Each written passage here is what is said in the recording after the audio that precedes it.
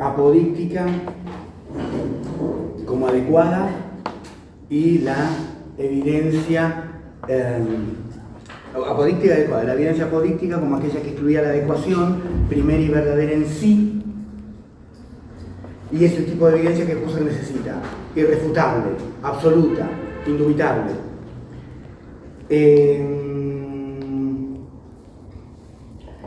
Hemos visto por qué para Husserl el mundo no es una verdadera evidencia apodíctica, verdadera en sí. Entonces ahora nos queda lidiar con el parágrafo 8.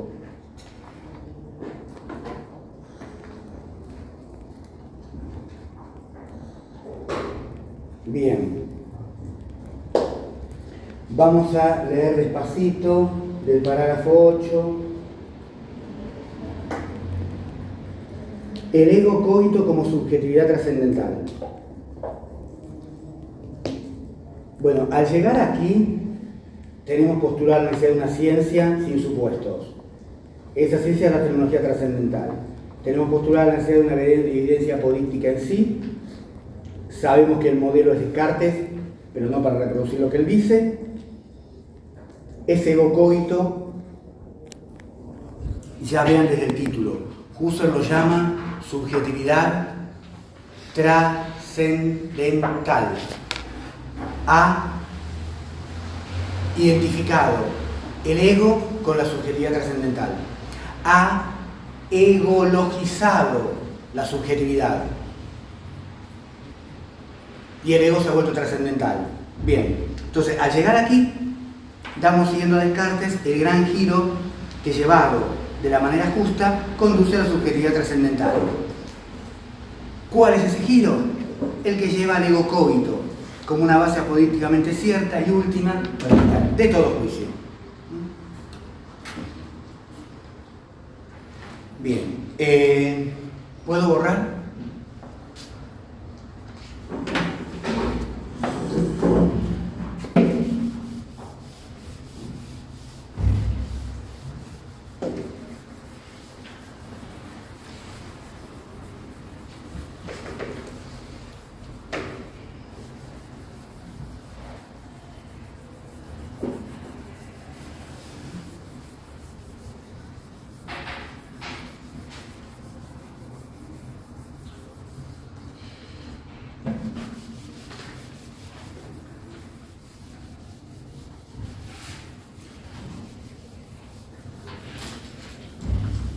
Vamos a prestar atención a dos aspectos que aparecen aquí.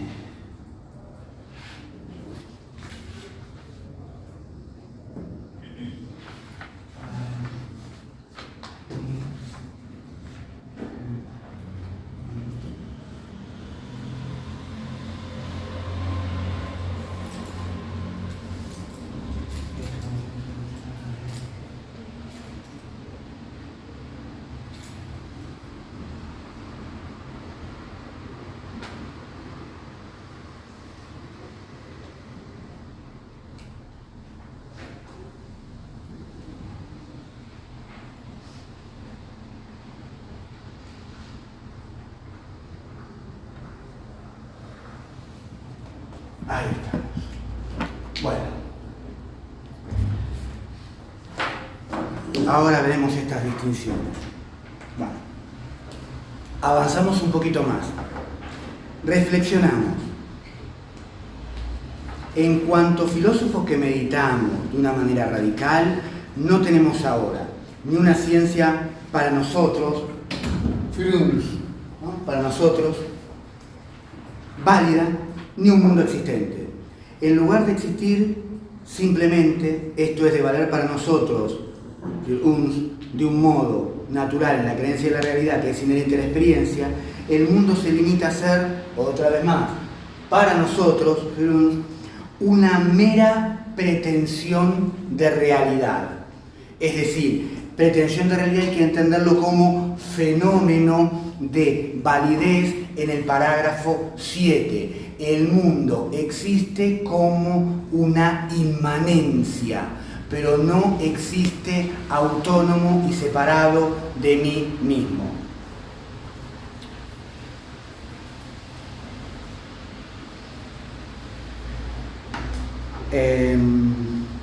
En suma, no solo la naturaleza corporal, sino el total y concreto mundo circundante de la vida, desde luego para mí, un mero fenómeno, mera apariencia de realidad en lugar de realidad.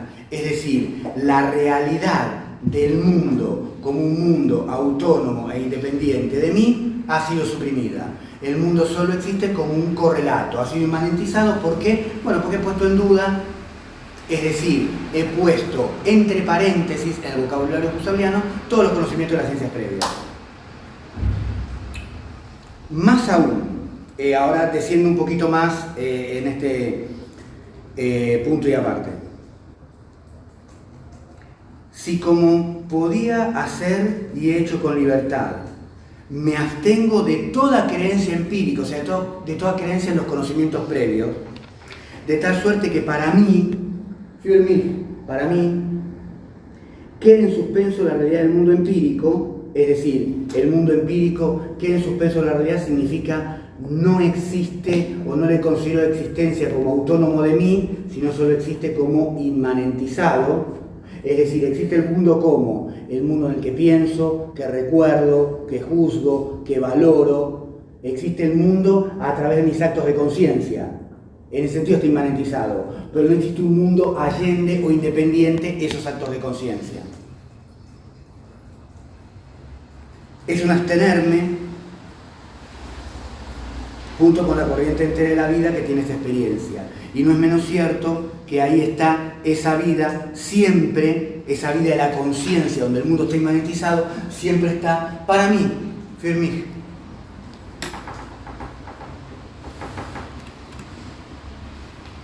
Voy al punto de aparte que sigue. El mundo experimentado en esta vida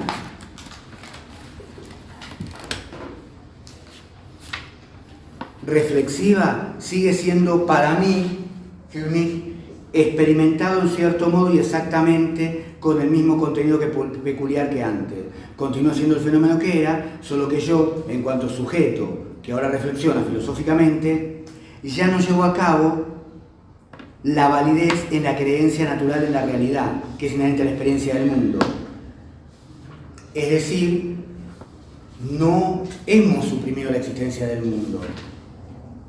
Lo que pasa que ya no le concedo validez a la creencia natural en la realidad del mundo. Es decir, creencia natural en la realidad del mundo significa creer que el mundo es una entidad independiente de mí. A eso ya no le concedo más validez. Ahora el mundo tiene validez para mí, für mich, para nosotros, für uns, porque su sentido proviene de estar inmanentizado. Es decir, existe solo a través del correlato de mis actos, como mundo recordado, valorado, juzgado, pensado, conceptualizado, querido, etc. Existe como el correlato inmanente de esos actos, nada más. Por eso habla de una mera apariencia de realidad, en el sentido que su realidad es de otro tipo ahora, es realidad inmanente, no realidad exterior. Por eso habla de fenómeno de validez. Su validez proviene de la inmanencia, no de una supuesta trascendencia. Y por eso ya no le asigna más validez a la creencia natural en el mundo, es decir, creer que es una cosa que está enfrente mío.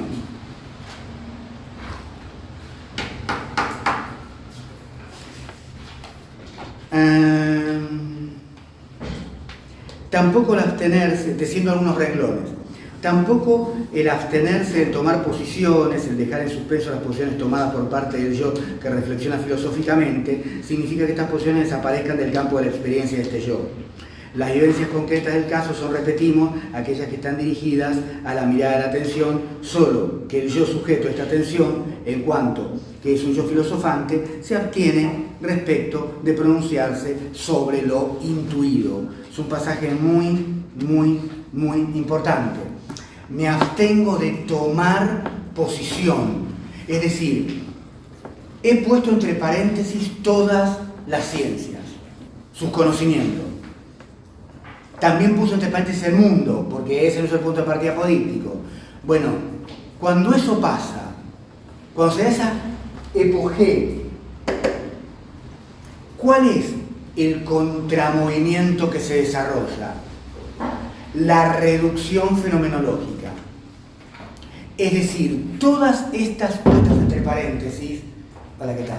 Del mundo y de mis conocimientos sobre el mundo, no llevan a una nada, no me vuelven un nihilista, nada existe, sino que permiten que me reencuentre conmigo mismo, pero como lo más radical que hay en mí, porque ya no me voy a mirar desde los preconceptos de ninguna ciencia particular, porque todo eso lo he puesto entre paréntesis.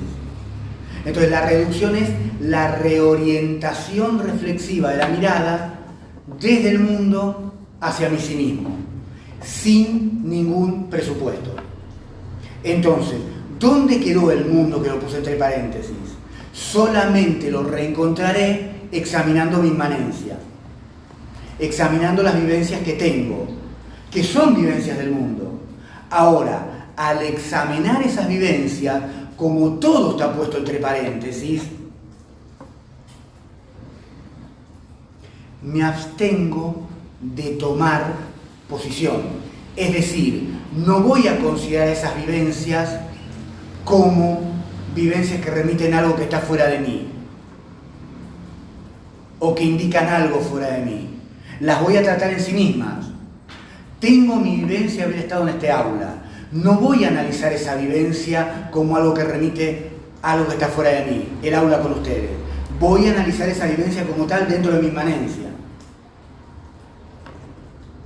Por eso me abstengo de la toma de posición. Eso no quiere decir que la vivencia desaparezca. Al contrario, quiere decir que la analizo en su modo más originario, como un correlato de mis actos de conciencia que habita la inmanencia de mi ego.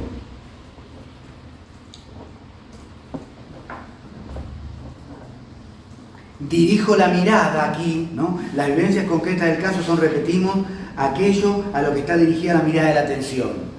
Lo que quiere decir esa mirada de la atención es me oriento reflexivamente hacia esas vivencias que tengo, que siempre van a ser vivencias del mundo, pero no me interesa la referencia de un mundo fuera de mí. Me interesa analizar esas vivencias. No me interesa el árbol. Me interesa el árbol percibido, recordado, juzgado o valorado. No me interesa este aula como tal. Me interesa el aula recordada, percibida, valorada, juzgada, deseada. Es decir, me interesa la vivencia como un correlato de los actos. Me muevo solo en el ámbito de la inmanencia y sin supuesto. ¿Por qué? Porque todos los conocimientos de las ciencias previas, como decíamos la hora pasada, las 2 horas pasadas, los puse entre paréntesis. Y el mundo también lo puse entre paréntesis porque no es el punto de partida apodíctico que estoy buscando, porque se rige por la adecuación y no por la apodicticidad.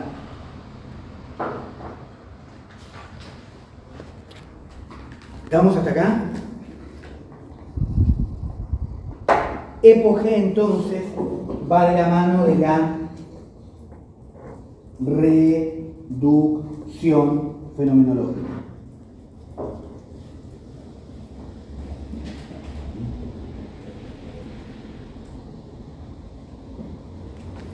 ¿Qué es reducción entonces? Reconducir la atención desde el mundo hacia mí. O, para utilizar una expresión del propio Husserl, que está en el parágrafo 2, desde el objetivismo ingenuo hacia el subjetivismo trascendental.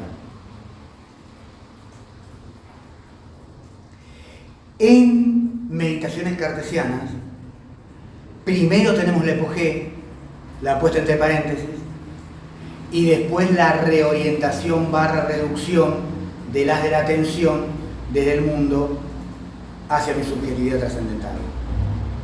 En otros textos de Husserl, como el tomo 1 de ideas relativas a una fenomenología pura y a una filosofía fenomenológica, del cual hablamos la semana pasada, el esquema es al revés. Primero está la reducción y después la epogé. Pero es más claro verlo así Y además de que es más claro verlo así, así está en este texto.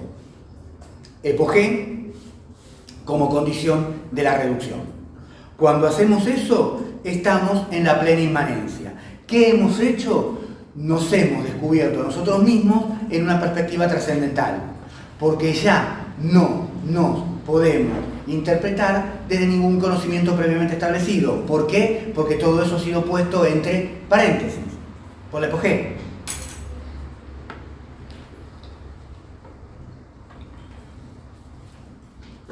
Bueno, punto y aparte, número 5.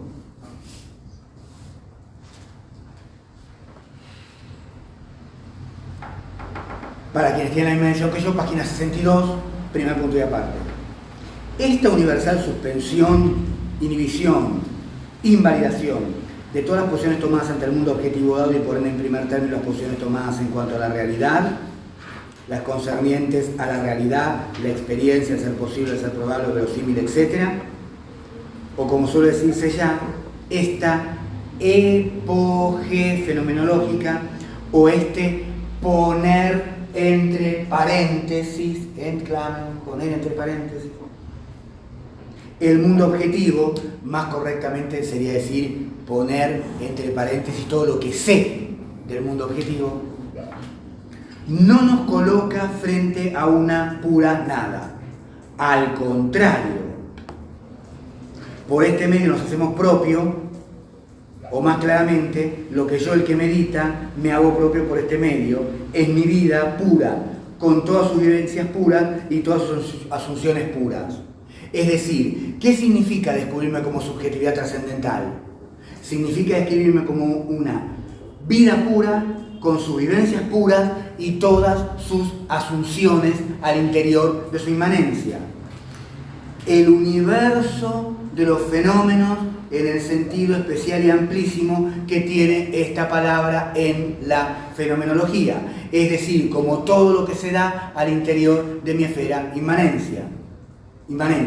Por eso Husserl no es ni cartesiano ni kantiano, porque considera que este yo trascendental está plagado de contenidos vivenciales que son los que deben ser analizados y bajo ningún punto de vista es un yo formal, condición de posibilidad de algo.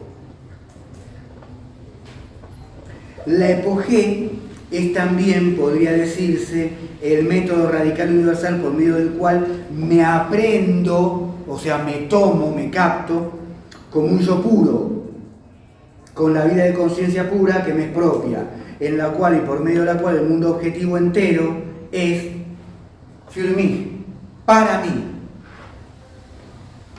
Y precisamente lo es tal como es für mich, para mí. Es decir, el mundo es tal como lo vivencio en la inmanencia. Y en esa inmanencia, ¿cuál es la lógica de Husserl? Hay estructuras universales que son iguales en todos. Si las describimos, entendemos cómo es esa inmanencia del mundo. No es que el mundo es lo que a cada uno se le ocurre. En esa inmanencia de la subjetividad, en ese, permítanme volver a citar, en esa vida pura, con sus vivencias puras y todas sus cosas asumidas, puras, hay una estructura universal. Fíjense que al mismo tiempo que el yo pienso es puro, está plagado de contenido. La pureza del yo pienso no excluye el contenido. Los contenidos se van a analizar en forma pura, porque se van a analizar sus supuestos.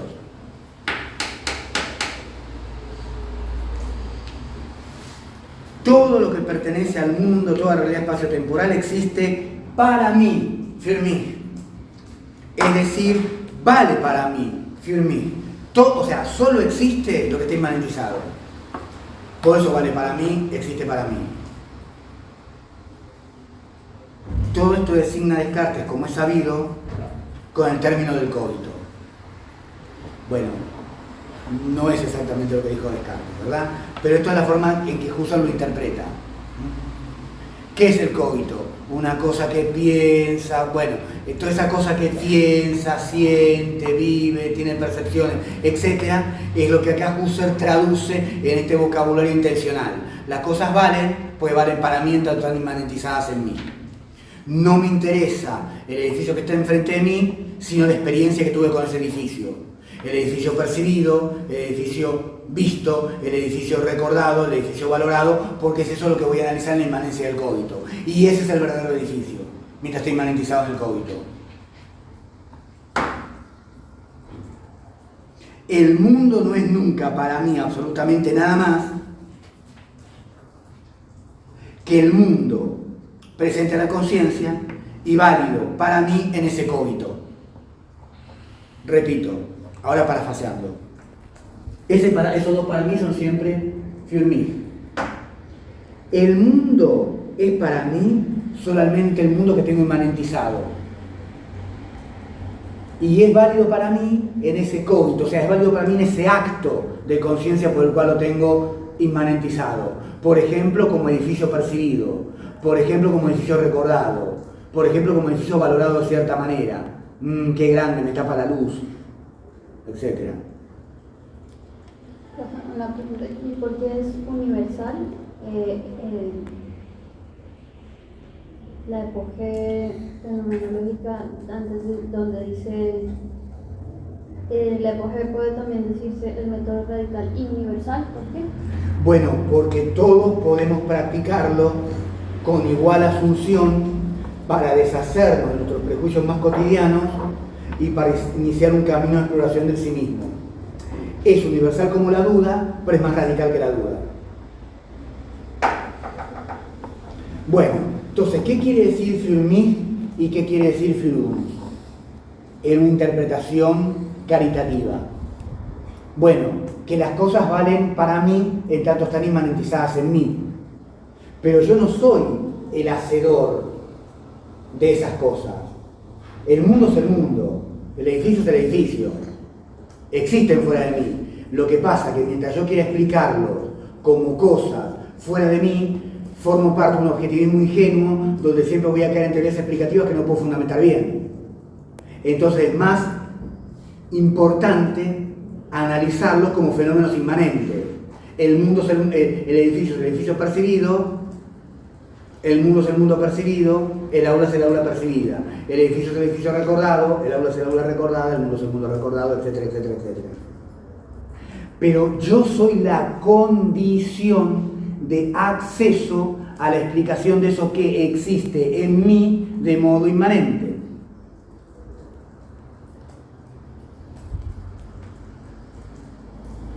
Ese Firmi lo que está indicando es, en última instancia, al yo como una condición de posibilidad.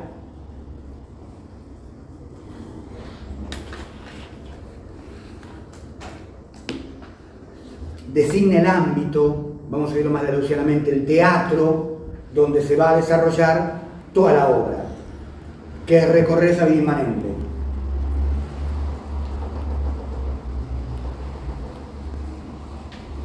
Ahora quiero que prestemos atención a las oraciones que siguen. Estoy finalizando este párrafo número 6, para que tengan una audición que yo, página 73. Unos 5 renglones antes de terminar. Yo no puedo vivir, ni tener experiencia, ni pensar, ni valorar, ni obrar dentro de ningún otro mundo, sino aquel que tiene en mí, in mía. Aquí dice desde mí mismo, pero en realidad es aus mía. A partir de mí mismo, es más literal traducir, su sentido y su valor. Aquí sí hay un desplazamiento que tenemos que prestarle atención porque es donde se juega la cuestión del solipsismo. Nosotros dijimos en las horas pasadas que el solipsismo es una estrategia metodológica de Husserl. Pero el destino último de la explicación es la intersubjetividad trascendental.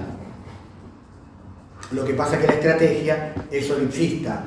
Parto de mí mismo, pero para llegar a la intersubjetividad trascendental. Cuando empiezan a aparecer expresiones como estas, in mir, aus mir, trae aparejado un problema a la luz de lo que sigue diciendo Husserl. Porque ya no es que el mundo tiene sentido para mí, para nosotros, donde el mundo existe, yo soy la condición de posibilidad para comprenderlo, pareciera ser que todo lo que ocurre en el mundo proviene de mí, como si el mundo fuera algo de mi propia factura, como si yo fuera un hacedor del mundo, como si no hubiese posibilidad de un mundo fuera de mí. Es cierto, a esta altura del análisis no le interesa el mundo fuera de mí, pero no le interesa el mundo fuera de mí para poder volver al final del análisis al mundo fuera de mí, como un correlato fundamentado en mis actos de conciencia. Si todo empieza a ser aus mir desde mí, o solo in mir, encerrado en mí, pareciera ser que no haya fuera posible. Entonces el solipsismo, si uno jala cada vez más de ese aus mir y de ese in mir, se vuelve un solipsismo menos metodológico y más ontológico. Y a la luz de la cuarta meditación cartesiana de Husserl, y a la luz de la quinta, ese solipsismo rampante, radicalizado, se hacen más manifiestos. Entonces, ya en este parágrafo donde descubrimos la subjetividad trascendental como el nombre del ego cogito, y donde Husserl deja planteada la articulación entre ego cogito, principio apodíctico, ciencia sin supuestos, también deja planteado el problema. ¿Cómo hay que entender esa inmanencia cogitativa? Para mí, para nosotros, bueno, ahí trascendental significa condición de posibilidad. ¿Cómo puedo conocer el mundo? Debo investigar cómo lo tengo inmanentizado. ¿Para qué? Para luego retornar al mundo con fundamento y sentido. Ahora, si es a partir de mí o en mí, la pregunta es, ¿hay una afuera? ¿O todo ocurre dentro de mí y es un inmanentismo absoluto? Entonces, más que una filosofía trascendental, es un idealismo absoluto. Una especie de coherentismo radical.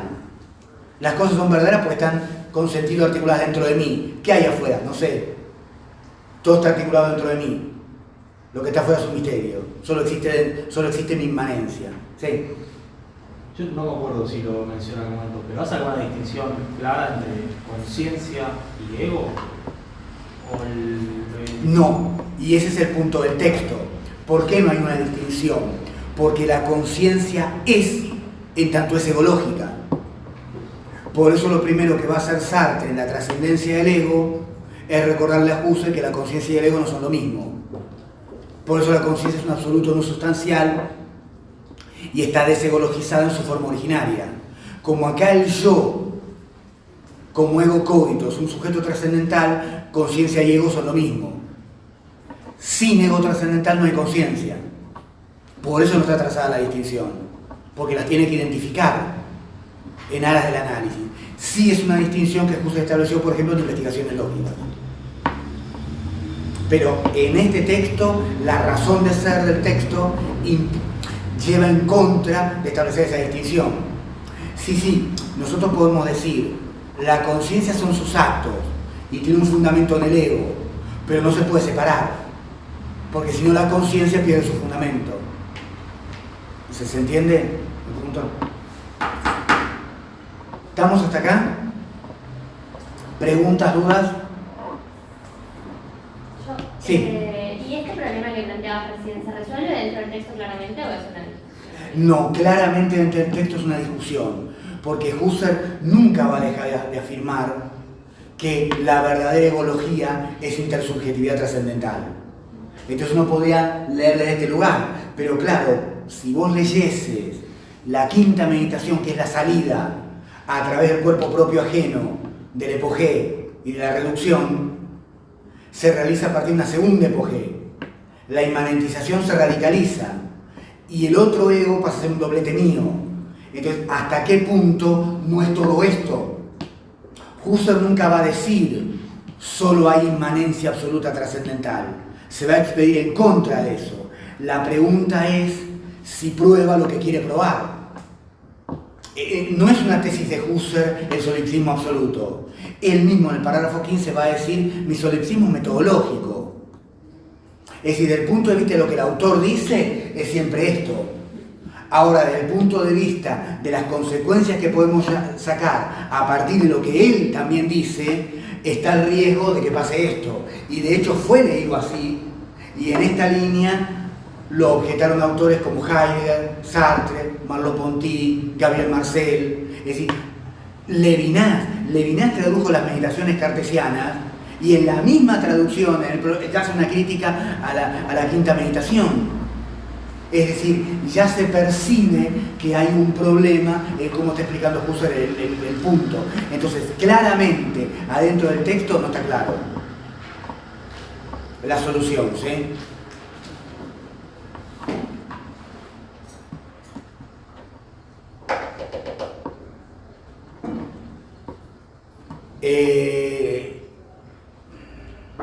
¿Se entiende entonces dónde está el problema? ¿O es un idealismo trascendental, porque es una fenomenología trascendental, entonces las cosas son para mí, para nosotros, yo soy la condición de acceso a la posibilidad de mi inmanencia? ¿Para qué? Para fundar la trascendencia con sentido del mundo. Es decir, paso por mí mismo para vivir en un mundo con más sentido y vida racional. Entonces la intersubjetividad es el verdadero fundamento último. O bien todo está dentro de mí mismo, en mí mismo, a partir de mí mismo, entonces ya no es un idealismo trascendental, es un idealismo absoluto. Permítanme citar un pasaje de la introducción de la fenomenología del espíritu. La conciencia se da la pauta comparándose consigo misma. Es decir, lo que llamamos el polo objetivo de la conciencia, los objetos, y lo que llamamos el polo de la certeza, el polo subjetivo, el conocimiento de la conciencia, todo está dentro de la conciencia. El afuera y el adentro son un desdoblamiento de la propia conciencia. Entonces, claro, la conciencia es la propia pauta para conocer el mundo. ¿Por qué? Porque todo está dentro de la conciencia. No hay afuera. Es el idealismo absoluto hegeliano.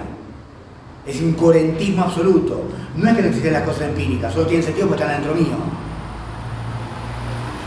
Entonces, si prima esto, Husserl es como una variante de ese razonamiento. Más radicalizada, porque encima la egologizó. Para Hegel el ego es un camino en el tránsito hacia el saber absoluto. Está en el capítulo 3, cuando podemos presuponer que analiza Kant, porque habla del entendimiento. Pero Husserl no, encima la egologizó, la personalizó todavía más. Entonces, o es un idealismo trascendental, Führung für mich, o es un idealismo absoluto, aus mir in mir. Parágrafo 9.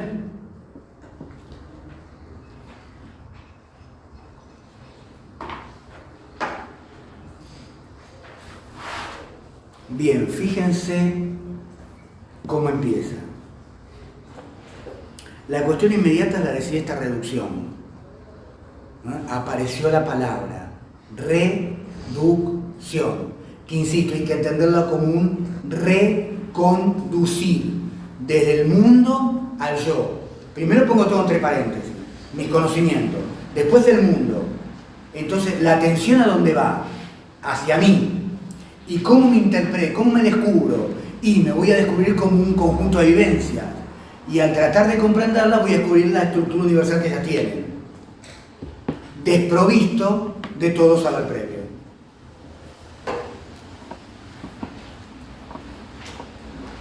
La cuestión inmediata es la de si esta reducción es posible una evidencia política de la realidad de la subjetividad trascendental. Es decir, me encuentro a mí mismo como una cosa más en el mundo, ahora estoy solo, adentro mío, o me encuentro como una subjetividad trascendental. Bueno, el argumento va a ser, me encuentro como una subjetividad trascendental. Solo en caso de que sea política, la experiencia trascendental del yo propio puede servir de fundamento a juicios apodícticos. Por eso la conciencia sí o sí tiene que ser egológica, en relación a tu pregunta. Porque solo si es egológica, es apodíctica.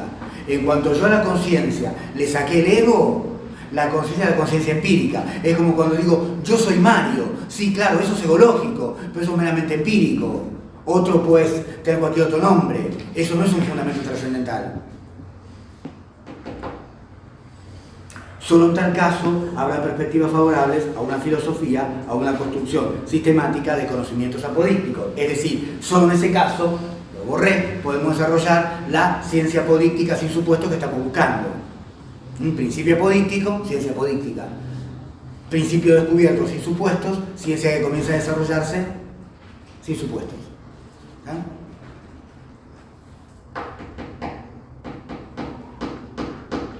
Ahora bien, volvamos a este punto de la certeza como evidencia apodíctica y la evidencia adecuada. ¿Qué pasa con el cogito? Imaginemos esta situación. Ego cogito, yo existo, ¿no? Como dice Descartes, mientras lo estoy pronunciando o concibiendo en mi espíritu. Bien, comienzo a analizarme. Por supuesto, imaginemos que comienzo ahora, bueno, puedo comenzar a analizar las vivencias que tengo ahora, pero obviamente, a partir de esas vivencias, voy a remitirme a un pasado, donde también tengo otras experiencias, y las voy a tratar de analizar apodícticamente. Y sobre eso, también trataré de expedirme sobre un futuro posible. Porque una vez que hice esto, he roto la posibilidad de que el futuro sea algo completamente nuevo y disruptivo. Lo que para mí será el futuro va a estar un poco moldeado por mis experiencias pasadas. Ese es un acontecimiento radical, completamente nuevo, único, singular, indescifrable, indescriptible, se pierde en este planteo.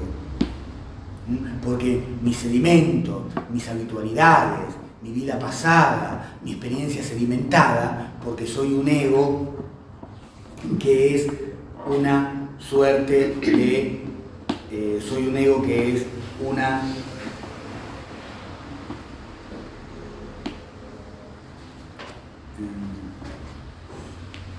vida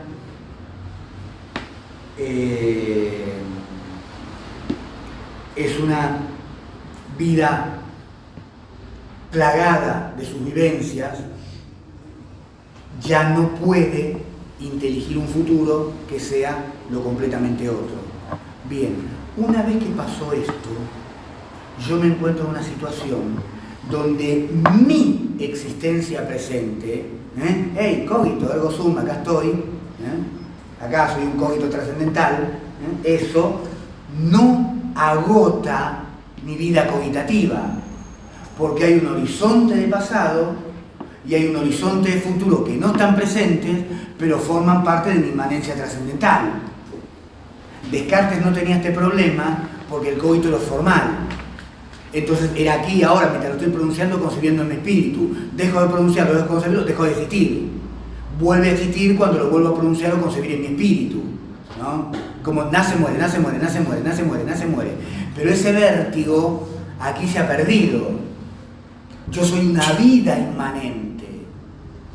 Y ese horizonte de pasado y ese horizonte de futuro no están ahora presentes, porque están en el pasado y están en el futuro. Pero como este es un análisis fenomenológico trascendental y yo soy un yo apodíctico, los quiero analizar apodícticamente. Entonces mi horizonte de pasado, mi horizonte de futuro, aunque no están presentes, tienen que existir apodícticamente. Mi pasado tiene que poder analizarse apodícticamente, mi futuro tiene que poder analizarse apodícticamente, aunque ahora no están a la mano. Porque yo ahora soy un ego cogito que se acaba de descubrir como ego cogito. Tiene sus vivencias actuales, pero potencialmente tiene apodícticamente un pasado, potencialmente tiene apodícticamente un futuro. Y eso hace al alcance del análisis, hacia el pasado y hacia el futuro. ¿Está bien hasta acá? Entonces, el pasado y el futuro, en cierto sentido, son inadecuados, porque no están aquí presentes. como en la evidencia adecuada. ¿Dónde están? Bueno, el pasado en el pasado y el futuro en el futuro.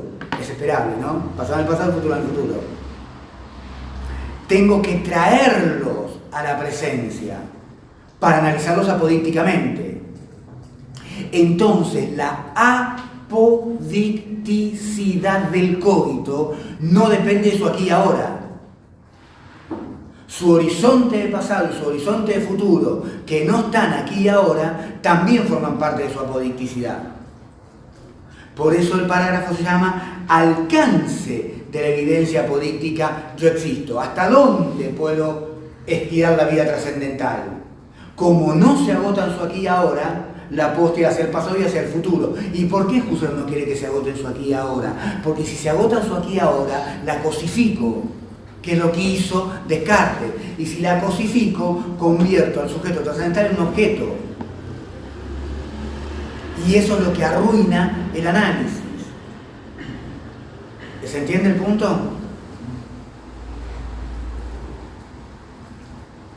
Una pregunta. Yo vine a las 2, así que capaz pregunto una pavada. No, por favor. Digo, si a la subjetividad a la que llegué con esta reducción, que es el plano de las vivencias, el plano inmanente, toda vivencia también tiene su objeto, sea o no consciente, por esto que decías al compañero, lo que estoy pensando. Pero digo, alcanzar una subjetividad pura, sin ningún tipo de relación, tampoco en este plano llegaría, o sí, porque cada vivencia tiene su... Sí, perfecto. La relación está inmanenciada. Toda vivencia tiene contenidos. De hecho, la vivencia es contenido de un acto. Veámoslo así. Este es un tema que lo van a ver en el teórico desde Ideas 1, pero veámoslo ahora acá en una pequeña introducción.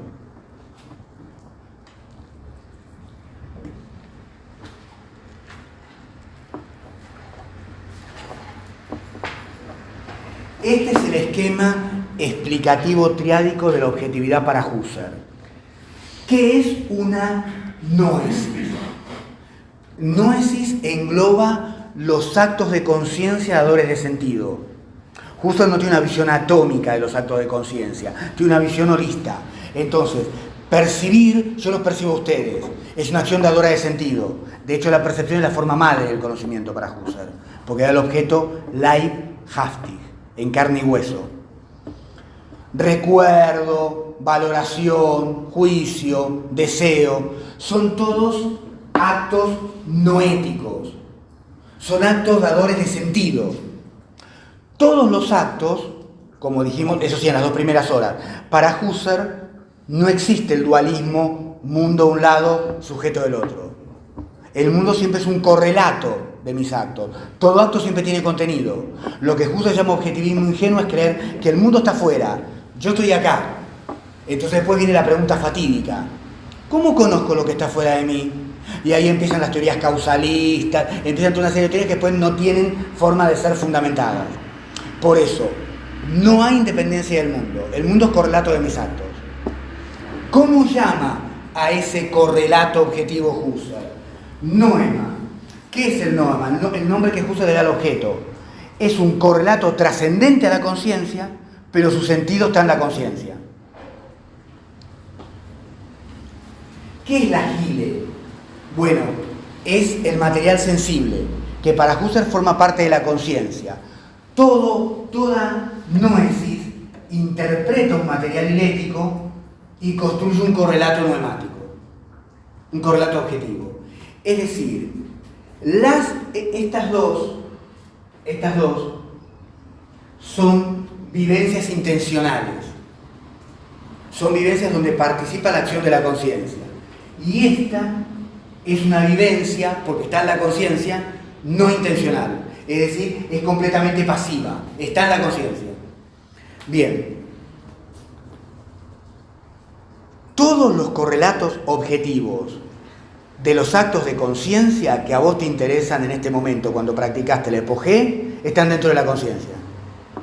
Entonces, por supuesto que cuando yo digo voy a analizar la vivencia perceptiva que tengo del edificio que está dentro de mí, vos podés decirme, bueno, pero a ver, hay un edificio afuera que motivó esa vivencia. Hay un correlato fuera de la conciencia, seguro, pero ese correlato que está fuera de la conciencia, si existe o no, a esta altura del análisis a Husserl no le interesa, porque el mundo ha sido puesto entre paréntesis y dentro de ese paréntesis cayó el edificio que está fuera de mí. Entonces, ¿qué es lo único que tengo? La vivencia perceptiva del edificio. ¿Y qué es lo único que voy a analizar? La vivencia perceptiva del edificio. Es decir, el acto no ético con su correlato normático. ¿Se entiende? Esa relación intencional, todo acto tiene un contenido, está completamente inmanentizada. Por eso yo provocativamente antes decía, no importa el árbol que está afuera, importa el árbol percibido. Después, si el árbol que está afuera sigue existiendo o no, eso a Husserl no le importa, porque el mundo se puso entre paréntesis de verdad. Es decir, no lo tomo en cuenta. Lo único que voy a tomar en cuenta son las vivencias que tengo inmanentizadas, que son los actos con sus contenidos. ¿Qué significa vivencia a esta altura? Acto con contenido. No es con correlato normático. ¿Se entiende hasta acá? No.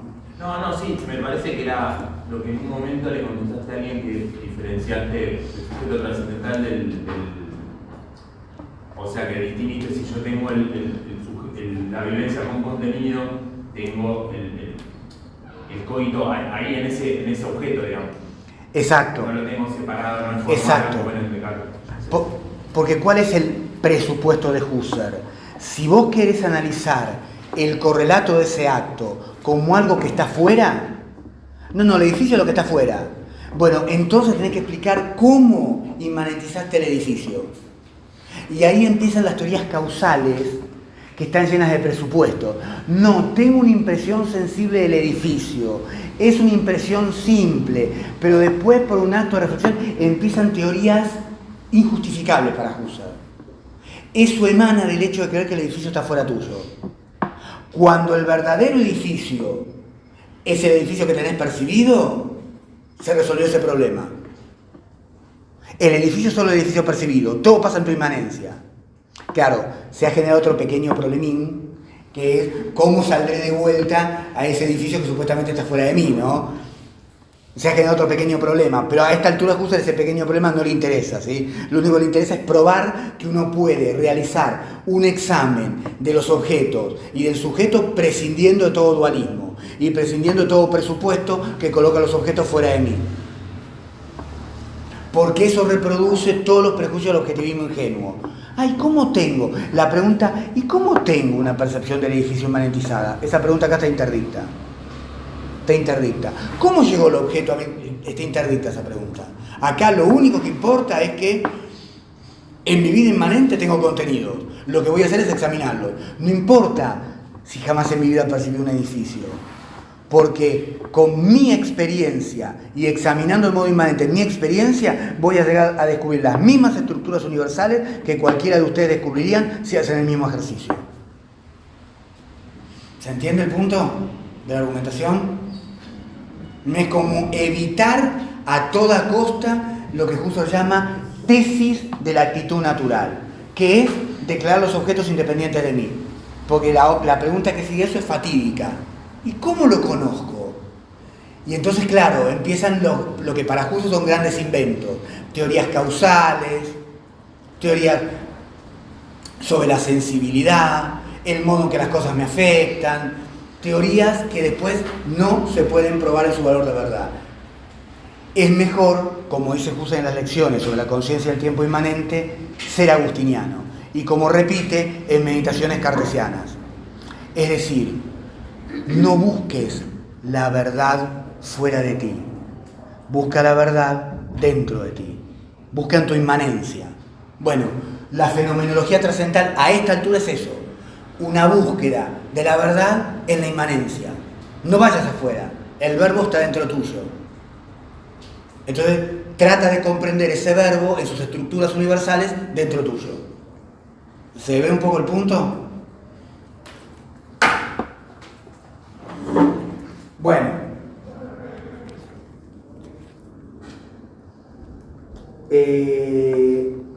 vamos a este parágrafo 9. Claro, lo que va a tratar de marcar Husserl acá es un anticipo de un concepto fundamental, el concepto de horizonte. La estructura de la conciencia es una estructura horizóntica. ¿En qué sentido? Que tiene un pasado y un futuro, y que el cogito como subjetividad trascendental no se agota en su aquí y ahora, sino que se extiende en el horizonte pasado y se extiende en el horizonte de futuro. Dice Husserl, segundo punto y aparte de este parágrafo 9, o página 64, si tiene la misma edición que yo, primer punto y aparte.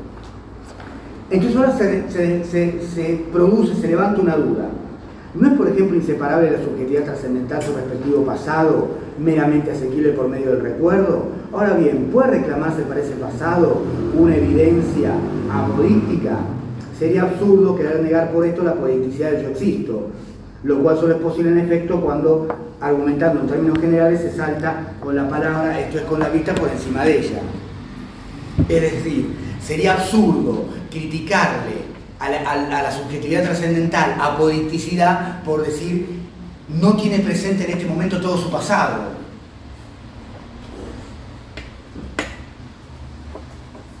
Entonces Husserl va a decir lo siguiente. Recordemos en este punto una observación anterior, que la adecuación, evidencia adecuada, y la apodicticidad, evidencia apodíctica, de una evidencia no tienen por fuerza que ir de la mano.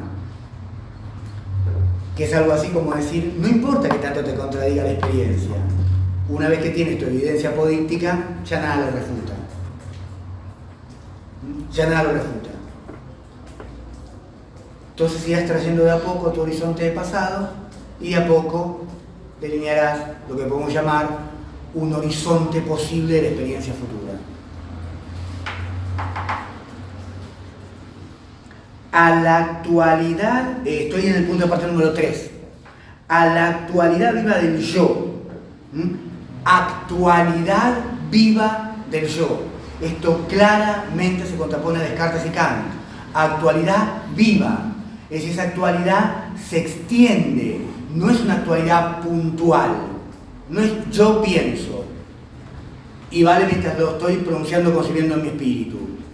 Lo dejé de pronunciar, lo dejé de concebir, dejé de existir. Ahora lo vuelvo a pronunciar, lo vuelvo a concebir, vuelvo a existir. No, es una actualidad viva, literalmente vive, está extendida, tiene un pasado y un futuro. Por eso es puro, pero que sea puro no quiere decir que no tenga contenidos. La pureza del ego cogito, vuelvo a insistir en esto, también para tu pregunta ya en el fondo, está plagada de contenido. Por eso el contenido también se puede analizar en forma pura. A la actualidad viva del yo, que se expresa en la proposición gramatical ego cogito, más allá de la actualidad se tiende un indefinido horizonte universal y presuntivo. Indefinido horizonte universal y presuntivo.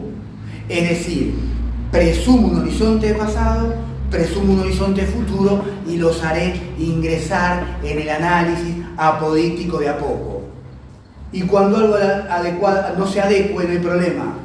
La criba trascendental de la apodicticidad lo va a triturar y lo va a hacer entrar dentro de la apodicticidad. ¿Cómo puedes repetir ese sentido?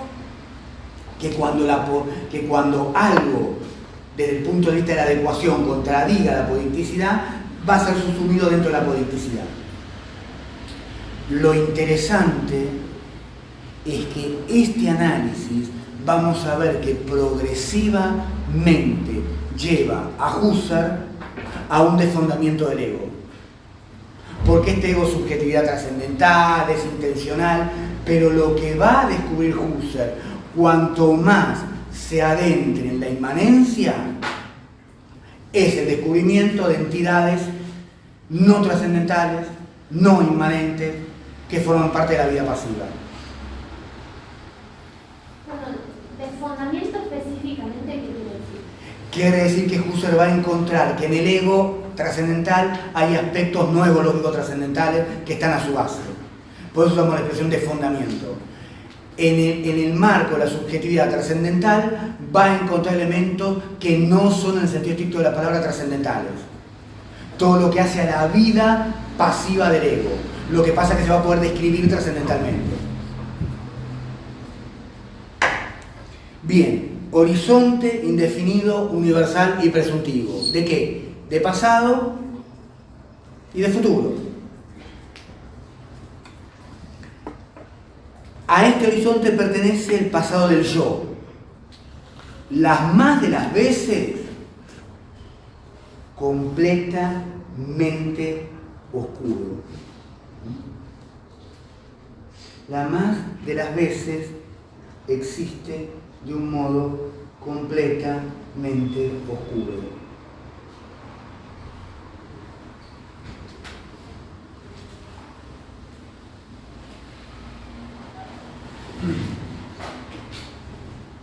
Pero también la facultad trascendental propia del yo y todas las cualidades habituales del yo. Dunkle Selbstvergangenheit, un pasado oscuro del sí mismo.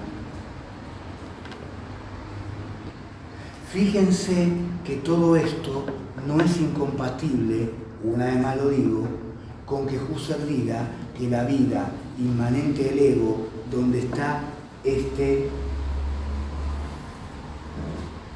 dunkle Selbstvergangenheit,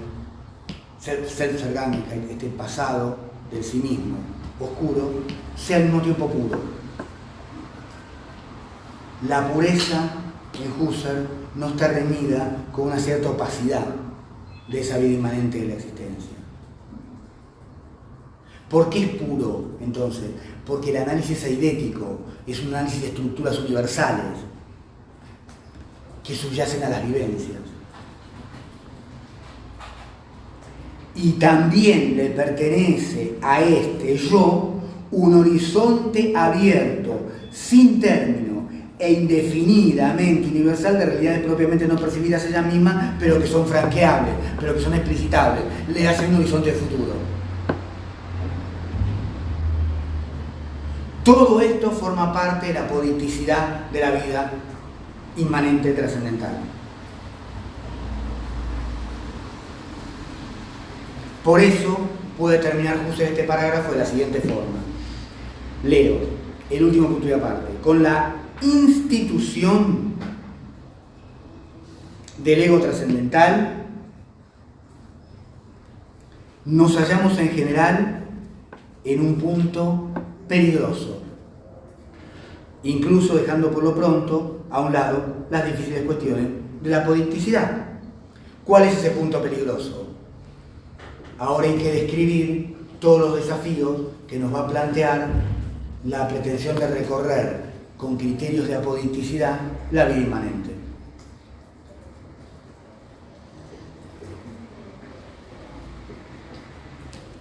¿Estamos hasta acá? ¿Preguntas, dudas? ¿Se entiende hacia dónde quiere ir el análisis? ¿Qué quiere hacer Husserl? Después se puede no estar de acuerdo, se puede discutir, pero lo importante es primero entender qué quiere hacer el autor.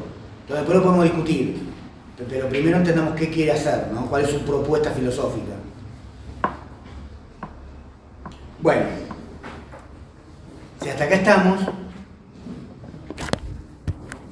parágrafo 10 es lo que dijimos cuando fuimos al parágrafo 3. Se pueden ver en conjunto, porque ¿qué hace este parágrafo 10? Vuelve a atacar a Descartes. Claro, porque ahora Husserl ya tiene el ego establecido como ego trascendental. Y ya se diferenció por completo de Descartes, porque claramente para Descartes el ego no es esto. Entonces, por eso pone excursus, digresión. ¿Cómo Descartes falla al girar en sentido trascendental? Ya está listo, es directo, ¿no? Falló. Antes era ir matizando. cartesianos, pero en realidad Descartes tiene un problema, listo, falló, se equivocó, porque le faltó radicalidad. En esto, la crítica de Husserl no es novedosa, porque, como bien recuerda acá él, Gilson, Poiré es un filósofo de la ciencia, realmente es un filósofo de la ciencia genial, ¿sí? Vale la pena leerlo, es un autor muy interesante, aprovecho para recomendárselo, Poiré. Ya marcaron que Descartes tenía una herencia no saldada con la tradición filosófica, ¿no? Es decir, son uno de los primeros en trazar un puente entre Descartes y San Agustín. De decir yo, bueno, está bien, sí, yo, pero ahí hay un vínculo con algo que Agustín planteó primero y Descartes no trata de saldar esa situación, ¿sí? ¿Cuánta escolástica hay escondida como prejuicio oscuro en las meditaciones cartesianas? De Descartes. O sea, en las meditaciones de primera filosofía de Descartes. Es decir, Husserl hace suya y pone en su boca las palabras, los escritos de Gilson y de Poiré. Hay un punto donde Descartes quedó preso de esa tradición. ¿Cuál es el punto original de Husserl? Explicar cómo quedó preso de esa tradición. Es decir, al mismo tiempo que descubrió el cogito, al mismo tiempo que descubrió el modelo del filosofar, al mismo tiempo que nos indicó el camino correcto y al mismo tiempo que nos indicó que hay que romper con el objetivismo ingenuo, que es este dualismo de independizar el mundo y las cosas de nosotros, cuando intentó explicar qué es el ego cogito, repuso todo eso. Y hizo una presentación objetivista ingenua del cogito. Objetivó el cogito, ergo arruinó el giro trascendental. Que otra vez porque no sabía lo que era la filosofía trascendental, porque no existía todavía, ¿no? Pero bueno, aparentemente el impulso trascendental que anida en la historia de la filosofía de sus inicios y que ve la luz como la punta de un iceberg en la filosofía de Descartes, se opaca y se vuelve a hundir por el modo en que Descartes quiere arrojar luz sobre ese iceberg. Lo hunde, como si lo derrite, más que hacerlo más visible.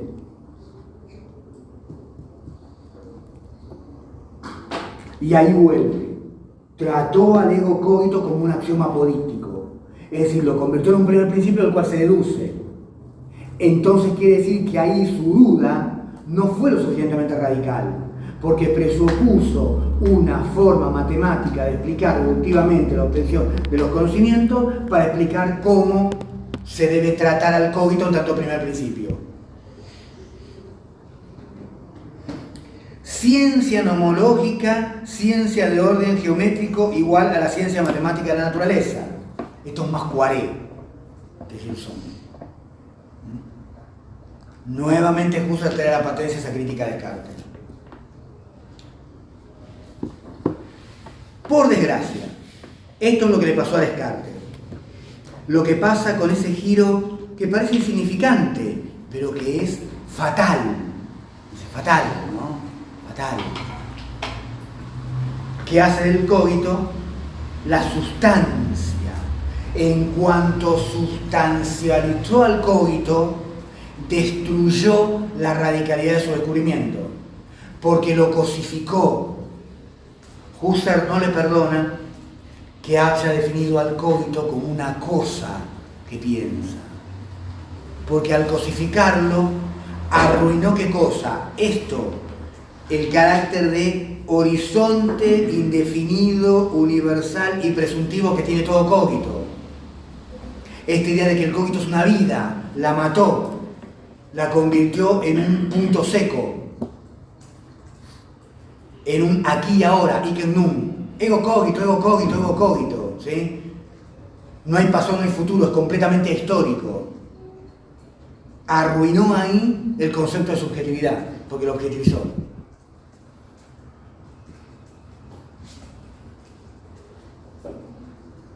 La humana mens sive animus, es decir, en cuanto volvió al alma. Es esta idea de adentro, afuera. y el punto de partida de inferencias hechas con arreglo y el gran enemigo de Husserl, el principio de causalidad. Para Husserl es anatema el principio de causalidad.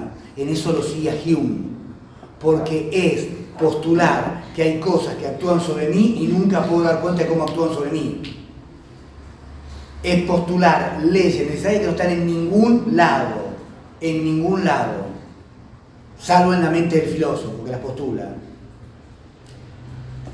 En suma, el giro por virtud del cual se convirtió Descartes en el padre de ese contrasentido que es, aunque aquí todavía no puede resultar visible, el realismo trascendental.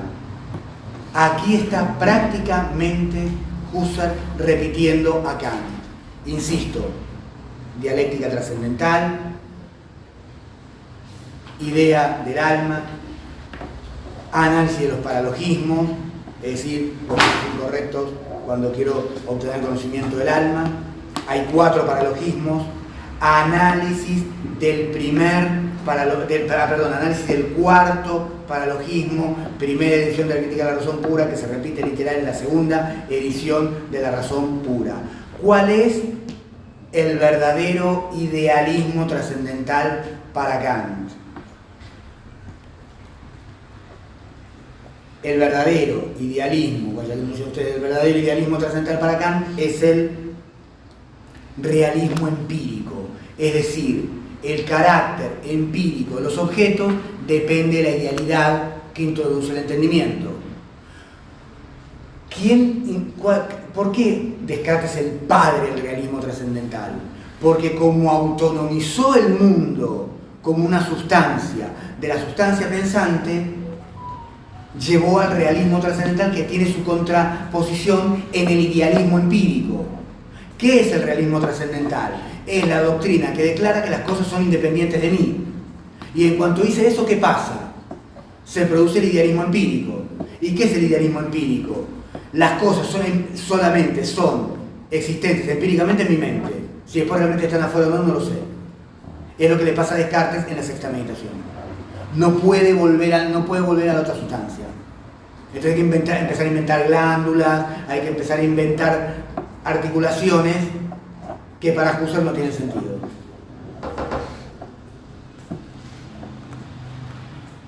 Todo esto, dice Husserl, quedará muy lejos de nosotros si permanecemos fieles al radicalismo de una reflexión sobre el yo, y con ello al principio de la pura intuición o evidencia, o sea, si no admitimos nada más que aquello que encontramos efectivamente y sobre todo de una manera absolutamente directa en el campo del ego cogito que se nos ha abierto por medio de la epogea.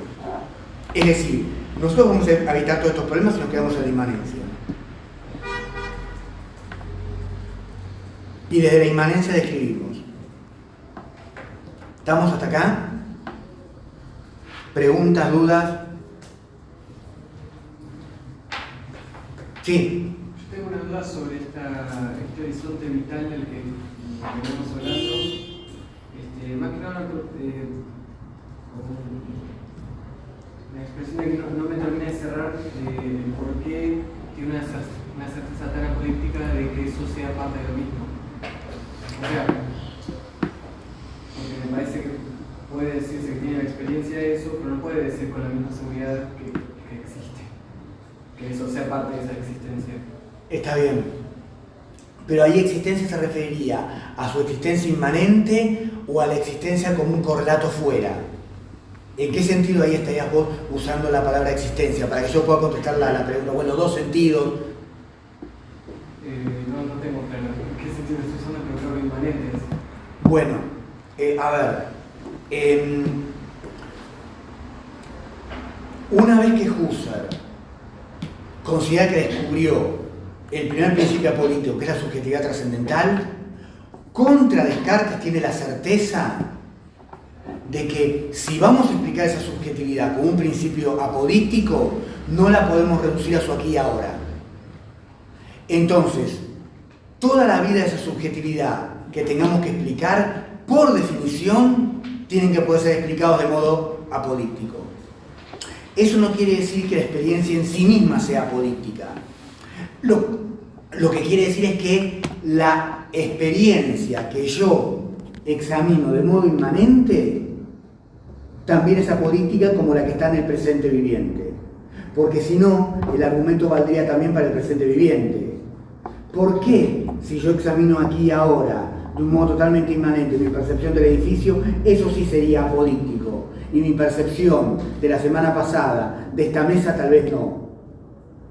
Es decir, si la apoliticidad se da en algún nivel de la subjetividad trascendental, porque ella es apolítica, todo lo que forma parte de esa subjetividad trascendental tiene que ser apolítico. ¿Se ve el punto? O sea que el rango de apoliticidad está sobre la presencia de la experiencia y no sobre el juicio que se realiza sobre esa Exactamente. determinación de la experiencia. Exactamente. Y de allí, si bien no de modo apolítico, podré dar un nuevo salto de retorno a la realidad exterior, pero ahora con un fundamento y con una actitud filosófica ante ella. Y ahí sí habría la determinación que todavía no estamos tratando. Exactamente. Se entendió ahora un poco más la lógica del, digamos, el movimiento argumentativo. Bueno. Parágrafo número 11. El yo psicológico y el yo trascendental. La trascendencia y el mundo.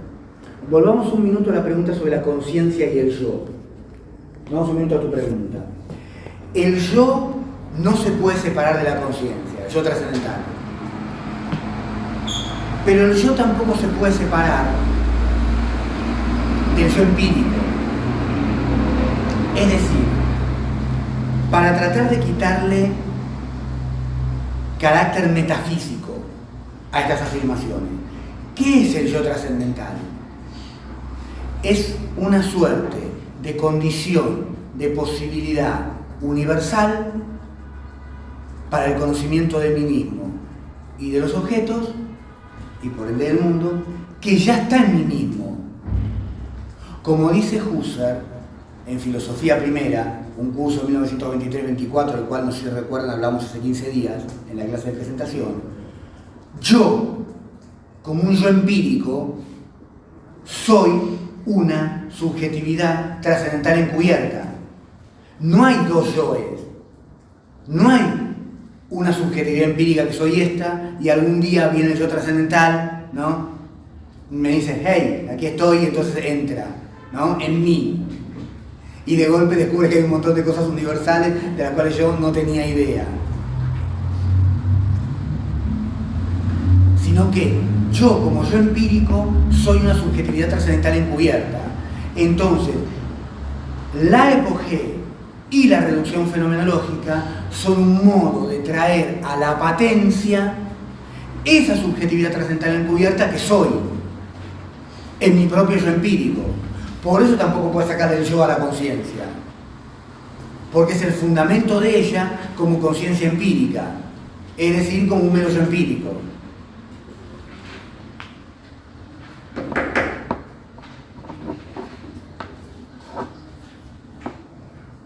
El yo psicológico y el yo trascendental, la trascendencia del mundo. Yo psicológico, yo empírico, yo trascendental, es decir, subjetividad trascendental. Ahora vamos a hacer una distinción sobre eso. La trascendencia del mundo. El yo psicológico es el yo empírico. Yo trascendental. Husserl distingue varios términos para hablar de la subjetividad trascendental. Uno, cuando dice ego cogito, es porque está discutiendo, asumiendo Descartes.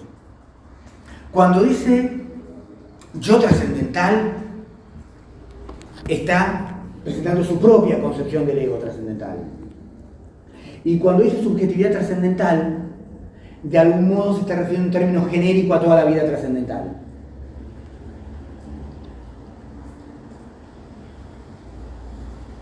La trascendencia del mundo. Eso es lo que hemos puesto entre paréntesis, para analizar la vida inmanente y fundar desde esa inmanencia un acceso pleno, racional, a la trascendencia del mundo. Es decir, la trascendencia del mundo no ha sido puesta entre paréntesis para destruirla, sino para fundamentarla, desde la vida inmanente.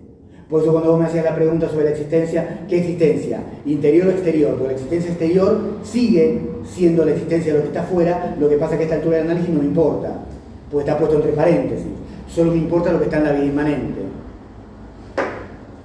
Bien.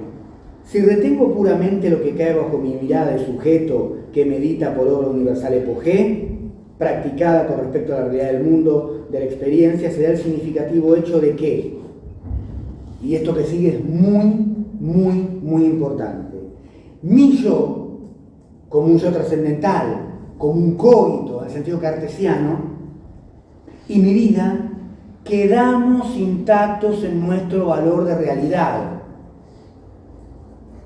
Es decir, la epogé y la reducción ponen entre paréntesis conocimiento, ponen entre paréntesis el mundo para que yo me pueda descubrir a mí mismo en mi inmanencia universal con todas mis vivencias. Y ahí está a esta altura del análisis la verdadera realidad. Porque lo único que tengo es eso, la vida inmanente. Ya no tengo más el árbol que está afuera. Tengo el árbol pensado, recordado, valorado, juzgado. No tengo más el edificio. Tengo el edificio pensado, valorado, juzgado, recordado. Es más, nunca tuve el árbol.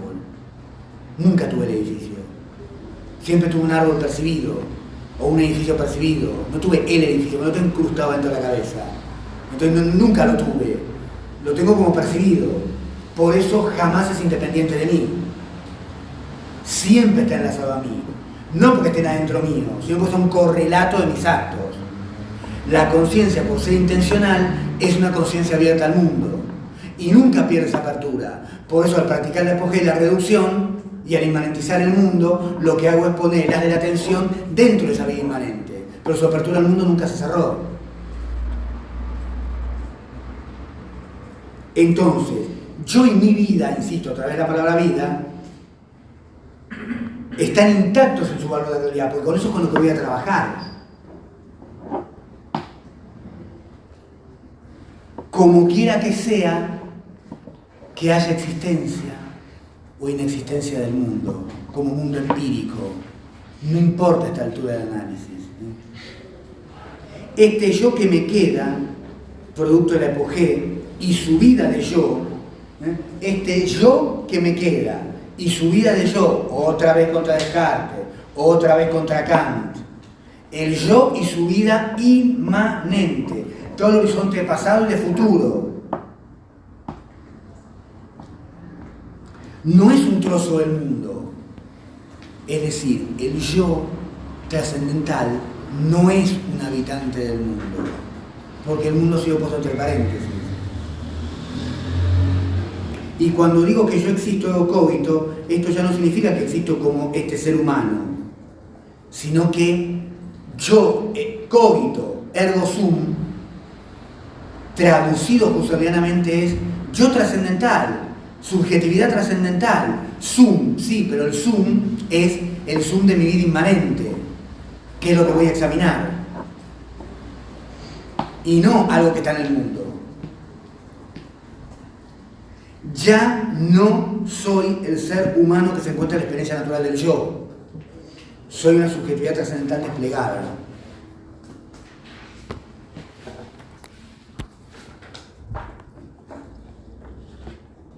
Algunas aclaraciones sobre la epogé en la página siguiente. La epogé fenomenológica que requiere el sujeto que filosofa, la marcha de las meditaciones cartesianas depuradas, inhibe el valor de realidad del mundo objetivo. Es decir, epogé, reducción, ¿dejó de existir el mundo? Sí y no. Sí, en tanto no me interesa como mundo exterior. Y no en un doble sentido. No porque no estoy diciendo que lo que está afuera no exista. Simplemente digo que no lo tomo en cuenta. Y no porque el verdadero lugar de existencia es en mi inmanencia. Ahí está el verdadero valor de realidad del edificio y del árbol.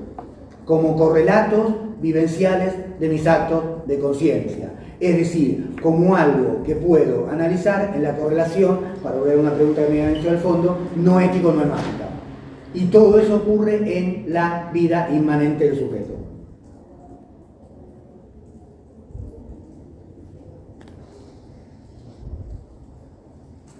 Mediante la epogé fenomenológica reduzco, es decir, reconduzco, reoriento, llevo mi yo humano natural, mi vida psíquica, a mi yo fenomenológico trascendental.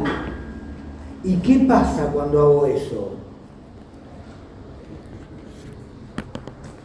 Viene el gran Reich, ¿no? El gran reino. Pero no es ni el primero, ni el segundo, ni el tercer Reich, sino es el reino de la experiencia fenomenológica trascendental. Es decir, descubro una vida inmanente que es con lo que va a lidiar todo el análisis, que no tiene fin, ni hacia el pasado, ni hacia el futuro. Por eso, investigando esa vida inmanente, Husserl va a terminar desfondando a este ego y llegando al fundamento de la comunidad intermonádica, de la intersubjetividad trascendental, de la vida racional común, etc. Sí. Pero no entiendo por qué dentro de esa inmanencia no se reproduce el problema del tiempo como algo que, o sea, la experiencia dentro de la inmanencia no es igual como de lo que está dando, lo que está en el aquí y ahora, aún dentro de esa inmanencia. Y digamos el pasado y el futuro no son como una forma. Muy bien, es una excelente pregunta, La primera respuesta así muy tajante sería no. La experiencia que yo tengo de lo externo no es igual que la experiencia inmanente. Por ejemplo, mi tiempo inmanente o el tiempo inmanente para Husserl es un magma sucesivo que no tiene nada que ver con esto, con el tiempo de los relojes cuando digo 15:33, 15:34, 15:35, no. El tiempo inmanente de las vivencias es distinto al tiempo exterior, que es el tiempo que miro con los relojes, pero distinto significa más originario. Es una experiencia que tengo con las vivencias inmanentizadas que es distinta a la experiencia que tengo con los objetos correspondientes de ellas en el afuera. Es decir, la vivencia que tengo de lo que está inmanentizado cuando es visto de esta perspectiva alcanza niveles de apodicticidad y de fundamentación que no tengo con lo que vivencio como aquello que está fuera de mí, con lo cual tengo algún tipo de vínculo de contacto. ¿Se entiende? Reino de la experiencia trascendental.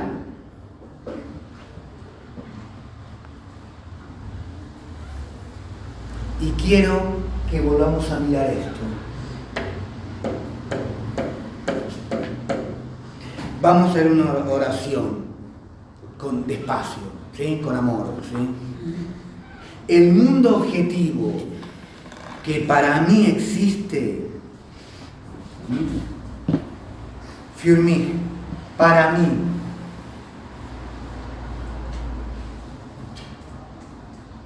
existe, que para mí, für mich, ha existido y siempre, siempre existirá, y que siempre puede existir con todos sus objetos, saca, he dicho antes, todo su sentido y su valor de realidad, aquel que en cada caso tiene für mich, para mí, todo el sentido, la realidad de ese mundo como realidad para mí, für mich,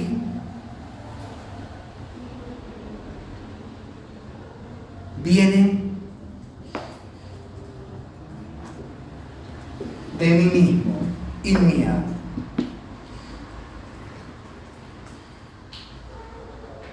De mí mismo, in mir, de vuelta, en cuanto soy el yo trascendental que surge solamente y únicamente por el epogé fenomenológico trascendental. En una misma oración, las dos posibles interpretaciones.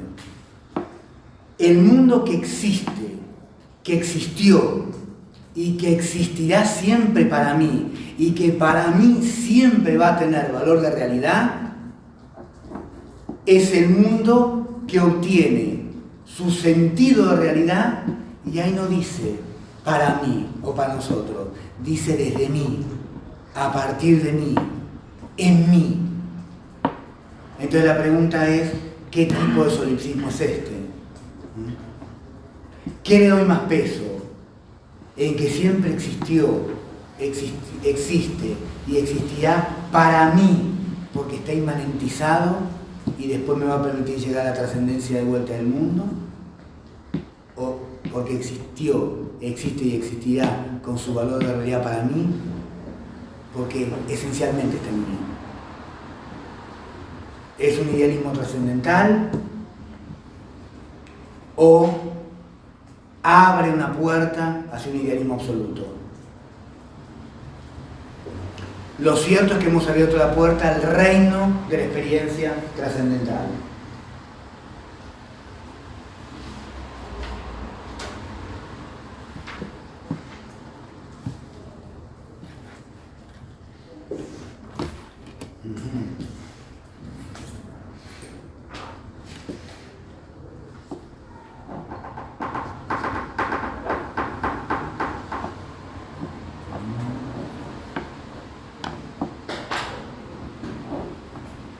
Bien.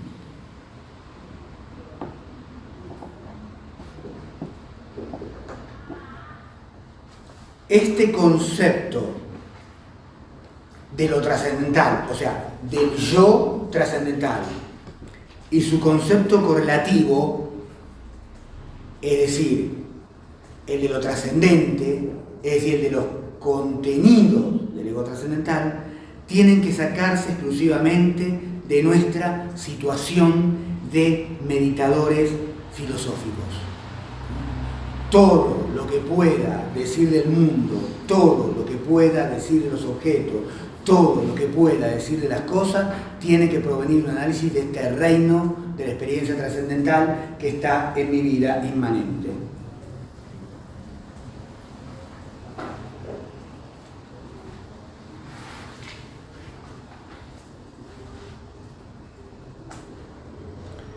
Quiero leer algunas oraciones que son muy importantes de acá.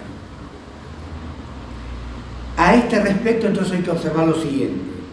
Así como el yo reducido, es decir, el yo trascendental, fui de lo empírico al yo trascendental. Así como ese yo trascendental no es un trozo del mundo, es decir, es mi vida inmanente, no es un objeto más en el mundo, es mi vida inmanente, de igual manera a la inversa, ni el mundo, ningún objeto del mundo va a ser un mero trozo de mi yo, ni se encuentra en la vida de mi conciencia como una parte integrante de ella, como complejo de datos de sensación o de actos. Es decir, la inmanentización del mundo es una estrategia explicativa, pero no es que yo me devoré el mundo. Así como yo no soy un pedazo del mundo, el mundo no es un pedazo mío. Yo no fabrico al mundo, en principio no es ningún idealismo absoluto. Al sentido propio de todo lo que forma parte del mundo es inherente esta trascendencia. Es decir, el mundo siempre me es trascendente. Lo que pasa que su valor de verdad, su valor de realidad y el criterio explicativo a esta altura del análisis solamente pasan por la inmanencia. Por eso su valor de verdad está en la inmanencia. Pero no es que yo lo tengo escondido en la inmanencia. El mundo es exterior. Aun cuando solo recibe y pueda recibir el sentido entero que lo define y con él su valor de realidad, claro, y aquí uno diría, esperaría que diga algo desde mí, algo así, no, dice aus meinem Erfahren, a partir de mi propia experiencia. De vuelta esa misma tensión, ¿no? El mundo es trascendente, aunque todo el sentido que le doy sea desde los actos en los que lo tengo inmanentizado. E inmediatamente vuelve a decir como si esos actos solo existieran en la inmanencia del código. Aus meinem Erfahren.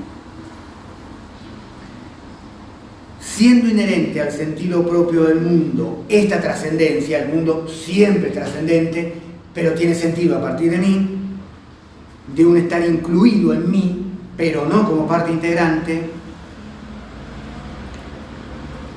quiere decir que el yo mismo, que lleva en sí un mundo, lo hace con un sentido válido. Y este sentido presupone por su parte el trascendental en sentido fenomenológico. Y los problemas filosóficos que brotan de esta correlación son problemas filosóficos trascendentales. Entonces, el mundo siempre es trascendente. La trascendencia es insuprimible. Lo que quiero es fundamentar esa trascendencia. Para eso voy a tomar como criterio, leído esto caritativamente, diciendo que el sentido de realidad de ese mundo pasa a esta altura del análisis por considerarlo un mundo inmanentizado. Es decir, lo voy a analizar a partir de los actos de conciencia. ¿Qué son los actos de conciencia? Vivencia. ¿Qué son esas vivencias? Correlaciones noético-neumáticas, de actos con contenidos. ¿Estamos hasta acá? Por eso, volvamos al título de la meditación.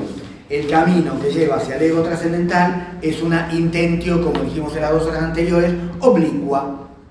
Es el momento de la reflexión, del retorno al sí mismo. Avancemos un poquito más. Hasta acá preguntas. Sí, tengo una pregunta, o sea, no nociológicamente, pero metafísicamente es un tipo de realismo. Porque está diciendo que en definitiva el mundo es trascendente, existe como tal. Lo que pasa es que el modo de acceder a él es a través de la conciencia subjetiva, o sea. Bueno, eso que acabas de decir ha desatado furibundas polémicas dentro de la fenomenología. Husserl, hacia 1900, 1901, si yo todavía estoy acá, vamos a ver el pasaje, define a su fenomenología casi como un realismo, como una estrategia realista. 2 años después de la publicación del tomo 2 de Investigaciones Lógicas, 1903, Husserl dice que adoptó una perspectiva trascendental. Hacia 1912, Husserl da su giro idealista trascendental para la gran comunidad académica, ya lo estaba dando en 1903, pero publica el tomo 1 de Ideas relativas a una fenomenología pura y una filosofía fenomenológica. Una parte fundamental del público descubre que Husserl se volvió cartesiano, idealista y fenomenólogo trascendental. Se produce una ruptura al interior del movimiento fenomenológico. Edith Stein, Konrad Martius, el primer Gabriel Marcel, Hildebrandt. Bueno, una corriente que tal vez no es tan conocida aquí en Argentina, que reivindican una lectura realista de de investigaciones lógicas, y atacan el giro psicologista de Husserl en Ideas 1, por volver a hablar del yo. Heidegger, Sartre, Merleau-Ponty se van a desgarrar las vestiduras filosóficas criticando el giro idealista trascendental de Ideas 1. Durante toda la década de los años 20, Husserl va a criticar el realismo y va a defender su giro idealista trascendental. 1927-28. Se traduce el tomo 1 de Ideas al inglés. Le piden a Husserl que escriba un prólogo. Este prólogo está traducido en la edición castellana de Ideas 1, de Fondo de Cultura Económica. Husserl escribe el prólogo para la edición inglesa de Ideas 1, el tomo 1 de Ideas 1. La edición sale en 1929, en Londres. ¿Cómo empieza el prólogo? Yo, el más realista de todos los realistas, que me han incomprendido, no entienden mi fenomenología trascendental que es realista. Entonces, decir que porque acá habla de trascendencia, no, bueno, pero es realista, es una batalla terminológica conceptual interior de la fenomenología. Husserl diría que el realismo es anatema, porque el realismo es realismo trascendental. ¿Quiénes son realistas para este Husserl? Descartes. ¿Quiénes son los realistas? Los que dicen el mundo es independiente de la conciencia. Porque cuando Husserl acá dice el mundo es trascendente, no dice el mundo es independiente de la conciencia. Dice el mundo no se agota en la conciencia. Dice la conciencia no genera el mundo. El mundo es un correlato que la rebasa. Es un correlato que la desborda, pero es un correlato, está enlazado a ella. Entonces, ¿dónde se lo puede estudiar? En la inmanencia, en el idealismo. Si vos me decís, bueno, pero es un realista, lo que este Husserl entendería es, estás autonomizando el mundo de la conciencia, estás volviendo a todos los problemas que estoy tratando de sacarme de encima del realismo ingenuo. ¿Qué diría el Husserl de 1929? Sí, claro, yo soy realista. Yo no soy realista, yo soy realista. Durante 10 años se definió como idealista, pero a partir de 1929 descubrimos que es realista. Entonces, yo lo diría así para evitar problemas, que el mundo es trascendente quiere decir que no está enraizado en la conciencia. Su valor de realidad y de verdad depende de la inmanencia de la conciencia, pero esa es la estrategia para poder explicar en qué consiste su trascendencia. Claro que siempre amenaza esto, ¿no? Aus mir, in mir, aus meinem Erfahren, es decir, amenaza un idealismo absoluto, frente al cual siempre está el antídoto realista, bueno, pero está fuera, ¿no? Pero la trascendencia del mundo no la encuentra en la inmanencia.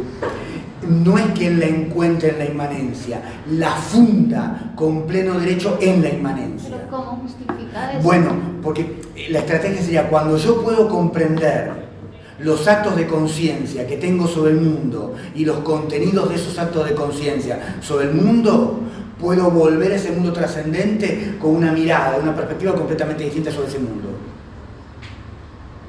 O sea, si comprendo bien, digámoslo así. Si comprendo bien, es decir, si practiqué el epogé y si me saqué de encima todos los prejuicios y los puse entre paréntesis de las ciencias previas. Entonces, en un sentido, la trascendencia del mundo se funda en la inmanencia, pero se funda en la inmanencia no porque la cree, sino porque el acceso con sentido a ella se funda en la inmanencia.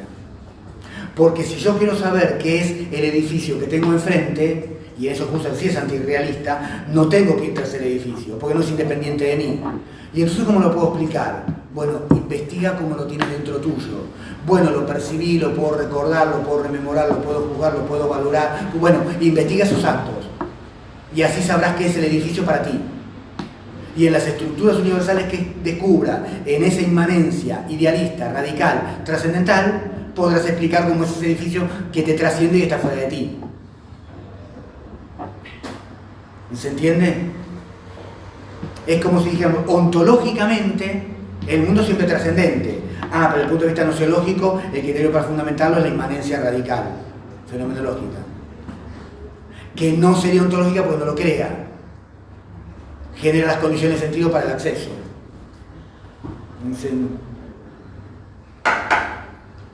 Bueno. Seguimos un poquito más, leemos un parágrafo 2 de la que viene. Segunda meditación, en que se explora el campo de la experiencia trascendental, de la experiencia en busca de sus estructuras universales. Bueno, está todo dicho, ¿no? Campo de experiencia trascendental. Otra vez, contra Descartes, contra Kant. El ego cogito, el yo trascendental, no es un yo puntual, es un campo un campo trascendental de la experiencia. ¿Y qué se busca ahí? Las vivencias. ¿Y qué tienen las vivencias? Estructuras trascendentales. ¿Estamos hasta acá? Idea de una fundamentación trascendental del conocimiento, parágrafo 2.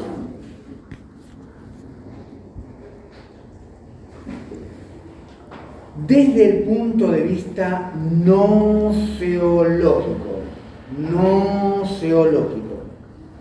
dice Husserl, el ego trascendental, su realidad es anterior para mí desde el punto de vista del conocimiento, a toda realidad objetiva en cierto sentido, es su realidad el terreno en que se desarrolla todo conocimiento objetivo. Es decir, el ego trascendental es previo a la vivencia, porque las vivencias son vivencias del ego.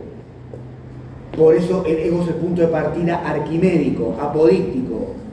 La evidencia apodíctica primera en sí. Él es previo a todo lo que está dentro de él. Él es la estructura universal de todas las estructuras universales que voy a encontrar dentro de él. Es esa subjetividad encubierta que soy yo, está en mí. Son esos fundamentos que están en mí que mientras soy un yo empírico no puedo desplegar.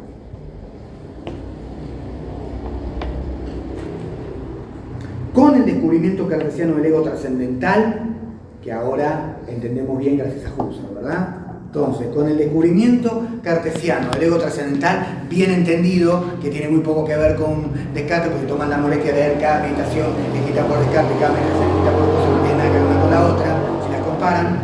Pero con el descubrimiento cartesiano del ego trascendental, ¿qué se inicia? Una nueva idea de la fundamentación del conocimiento, a saber, la fundamentación trascendental. Se abre una, cito, nueva e infinita esfera de realidad, la realidad inmanente, la vida inmanente.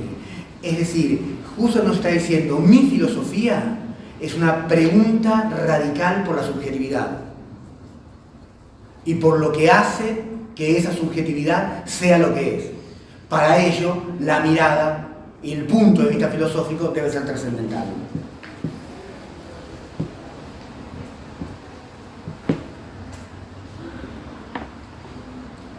Nuevamente, para esas preguntas sobre el pasado, el futuro, la existencia de lo que está dentro de mí, los invito al segundo punto y aparte de este parágrafo.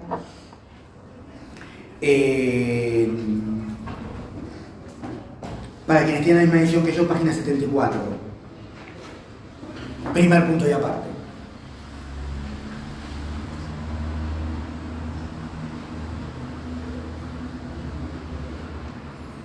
Tenemos una evidencia del ego. Es decir, lo aceptamos como una evidencia apodíctica primera en sí. ¿Vale esto? Creo que también era tu pregunta ya en el fondo. ¿Vale esta apodicticidad para todo lo que está dentro mío? Digamos en un sentido más burdo. ¿Vale esto para todo lo que está dentro mío? La respuesta de Husserl es que sí. La evidencia absoluta del ego sum alcanza por necesidad a toda la variada experiencia de la vida trascendental y a las propiedades habituales del ego. Porque el ego no es una cosa y sus contenidos otra. Si yo soy una subjetividad apodíctica y tengo un horizonte de pasado y un horizonte de futuro que también son apodícticos, todas las experiencias que tengo ahí adentro también las puedo analizar apodícticamente. Porque no son algo distinto a mí.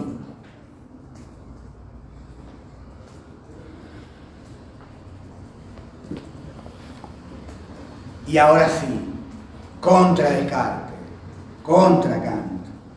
No es la vacía identidad del yo soy el contenido absolutamente indubitable de la experiencia trascendental del yo, sino que a través de todos los datos particulares de la experiencia real y posible del yo, se extiende una estructura universal y apodíctica de la experiencia del mismo. Entonces el yo no es apodíctico porque es una cosa vacía, formal, que está acá y dice yo pienso, yo pienso, yo pienso, yo pienso, o porque es el que acompaña todas mis representaciones. Es apodíctico porque todo el curso de su conciencia es apodíctico, desde el pasado al futuro, pasando por su presente. Estructura universal y apodíctica de la experiencia. Eso es el sujeto trascendental.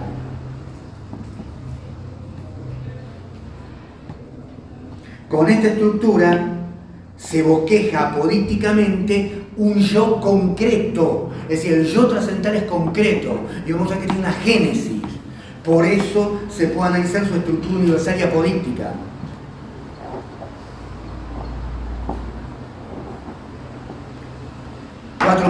En los últimos 4 minutos, el parágrafo 13, necesidad de eliminar de un primer problema el alcance del conocimiento trascendental. ¿Hasta dónde podemos llegar haciendo esto? Es la pregunta de Husserl en este parágrafo. La ampliación de las meditaciones cartesianas que acabamos de hacer determina consiguientemente nuestra marcha ulterior en busca de una filosofía. Y hay dos estratos. El primer estrato, que es lo que va a hacer Husserl en Meditaciones, recorre el reino de la experiencia trascendental del yo. Recorre el reino de la experiencia trascendental del yo. Es decir, expresiones como estructura universal y apolítica de la experiencia, reino de la experiencia trascendental, son sinónimos. Vamos a recorrer esa estructura inmanente, vamos a recorrer ese reino. Bueno, vamos a encontrar castillos, ¿no? Pero podemos encontrar vivencias de castillos, ¿no? Que son más interesantes que la vivencia de los castillos. Bueno, es una mera entrega a la evidencia de lo que pasa dentro de mi vida inmanente. ¿Y eso para qué? Para describirlo en su horizonte de pasado y en su horizonte de futuro. Esta actividad todavía no es filosófica en el sentido pleno, pero es una actividad descriptiva fundamental. Hay un segundo estrato, que es la crítica de la experiencia trascendental. Esto es hasta dónde puedo llegar. Es un trabajo que va a hacer Husserl en la cuarta meditación. En esta segunda es describir estas estructuras, describir este reino de la experiencia trascendental.